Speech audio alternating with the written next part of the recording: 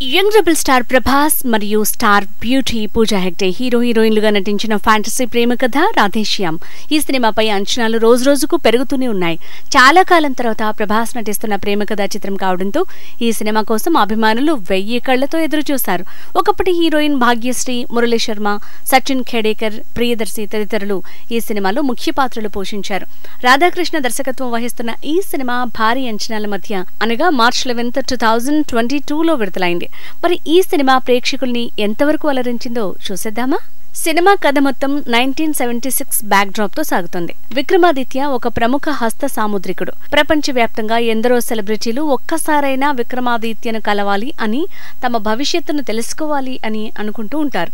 భారతదేశ ప్రధానమంత్రి కూడా భవిష్యత్తులో ఏం జరుగుతుంది అని విక్రమాదిత్యని కలిసి తెలుసుకోవాలి అనుకుంటారు.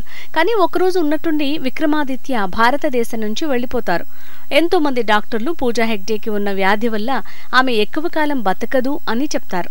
కానీ విక్రమాదిత్య మాత్రం ఆమె చాలా కాలం బతుకుతుంది అంటాడు. ప్రేరణ విషయంలో విక్రమాదిత్య ప్రెడిక్షన్లు నిజమయ్యాయా? వారిద్దరి మధ్య ప్రేమ చివరికి ఏమైంది తెలియాలంటే సినిమా చూడాల్సిందే. ప్రభాస్ అద్భుతమైన నటన ఈ సినిమాకి అతిపెద్ద ప్లస్ పాయింట్ గా చెప్పుకోవచ్చు. బాహుబలి, సాహో సినిమాల తర్వాత ప్రభాస్ ఒక ప్రేమ కథలో నటిస్తున్నాడు అని అభిమానులు కొంచెం కంగారు పడినప్పటికీ ఈ సినిమాలో ప్రభాస్ పాత్ర ఎలివేషన్లు అభిమానులకు ఖచ్చితంగా నచ్చుతాయి. ప్రేరణ పాత్రలో పూజా హెగ్డే ఒదిగిపోయి చాలా బాగా నటించింది. ప్రభాస్తో పూజా హెగ్డే కెమిస్ట్రీ ఈ సినిమాకి చాలా బాగా వర్కౌట్ అయింది. సత్యరాజ్ నటన కూడా ఈ సినిమాకి పెద్ద ప్లస్ పాయింట్ గా చెప్పుకోవచ్చు. సచిన్ ఖేడేకర్, మురళీ శర్మ కూడా తమ పాత్రల్లో చాలా బాగా నటించారు.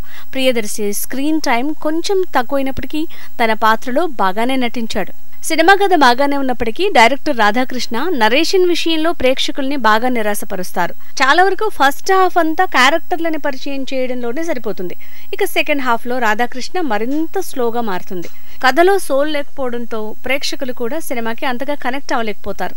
అయితే కథ పక్కన పెడితే ఆర్ట్ వర్క్ ఈ సినిమాకి అతిపెద్ద ప్లస్ పాయింట్ గా చెప్పుకోవచ్చు.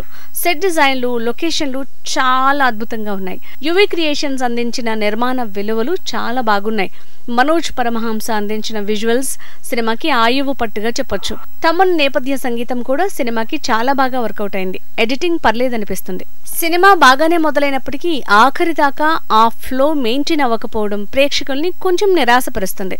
నటీనటులు, విజువల్ ఎఫెక్ట్స్ అన్నీ చాలా బాగున్నప్పటికీ కథలో కొత్తదనం లేకపోవడంతో ప్రేక్షకులు కథకి అంతగా కనెక్ట్ అవ్వలేరు.